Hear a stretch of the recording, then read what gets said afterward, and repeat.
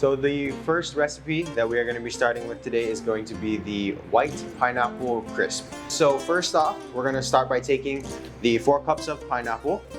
We're going to put it inside of a bowl. You want to break it up a little bit. And you can totally feel free to use your hands.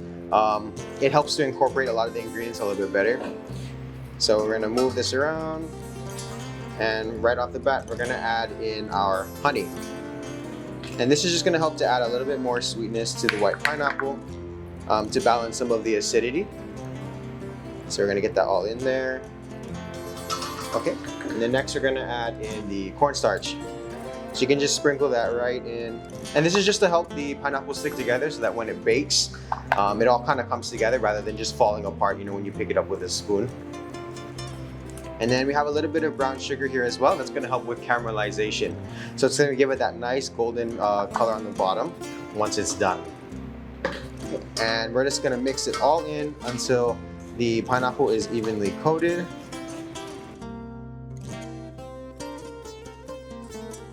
And you're going to see it's going to kind of come out to a little bit of a sticky texture, and that's kind of what you're going for. You're just going to keep mixing. And once all of the ingredients are mixed together and the pineapple is evenly coated and combined, you're going to put this part into an 8x8 tray like I have here. You can feel free to use any baking dish that you have at home. For me, I like to use foil pans. Less mess, less to clean up, you know. So you're just gonna put it right in. And you want to evenly disperse it along the bottom so that it'll bake evenly.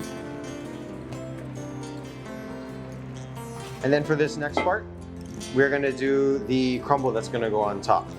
So right off the bat, we want to put in the oats first and a little bit of the cinnamon. And this is also a half a cup of the brown sugar.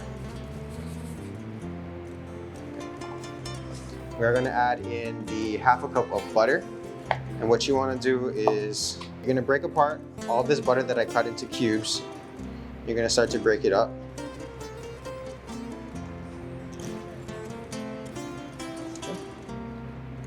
You just wanna lightly toss it around into this part. And then we're gonna get it ready to add the flour in as next. And so we're just kind of breaking it down. And you just wanna make sure that the butter is cold, because if it becomes too soft, it's just gonna start to melt in your hands. And you want it to kind of be like pea-sized. So they're gonna be starting to break apart into these tiny little pieces. And that's gonna help to disperse the butter throughout the mixture.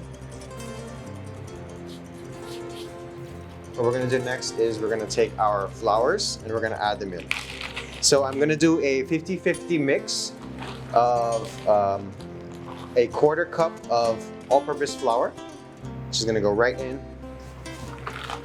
And I'm also gonna do a 1/4 cup of the whole ulu flour. And why I chose 50-50 is because it's a good balance. It still gives you that ulu flavor inside of the crisp while not overpowering it. And you also need regular flour to create gluten. So it helps to make the mixture stick together. And so now you're gonna really get in there, and you kind of want to start combining them together. And so the butter is gonna start to put all of the ingredients together. So as you mix, you're gonna see it's gonna start to clump together, kind of like this. And that's what you want. So you're gonna keep going. And especially with this ulu flour, like as I'm mixing it, you can totally smell. So it has that nice ulu aroma. But when you're gonna bite into it, it's gonna have, you know, the flavor of the cinnamon and the brown sugar. So it really helps not to mask it, but to complement the flavor of the ulu.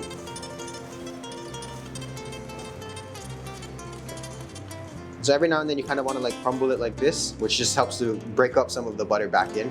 So if the butter starts to clump together in your hands, it won't disperse evenly between all of the crisp.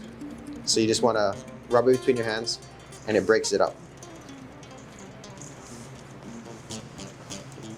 And you're almost formulating like a dough. And so you're going to keep going, and you can see it's starting to get a lot darker and it's starting to come together. You do want moderately, decently sized crisps or pieces. And so they're going to come out like this. And so as it begins to absorb the moisture from the butter, it's gonna get more and more of like a dough texture. And that's what we're going for. And it's almost there. You're gonna mix it for about maybe like 3 to 5 minutes, just until you start to see it creating this dough.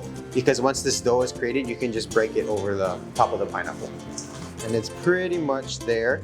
So you see it's no longer tons of tiny pieces of flour and oats. It has these kind of large-ish pieces of dough. And so what you're gonna do now is you're gonna take it and you're gonna just evenly disperse it right over the top.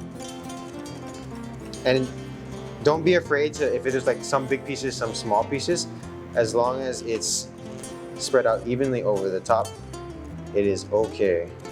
You wanna make sure you go all around to the edges as well. You wanna make sure to cover all of the pineapple so that you have an even distribution of the crisp, so that when you're doing like serving portions, you're not getting only pineapple with one and then tons of crisp for another. So you wanna have a very even amount spread out throughout the dessert.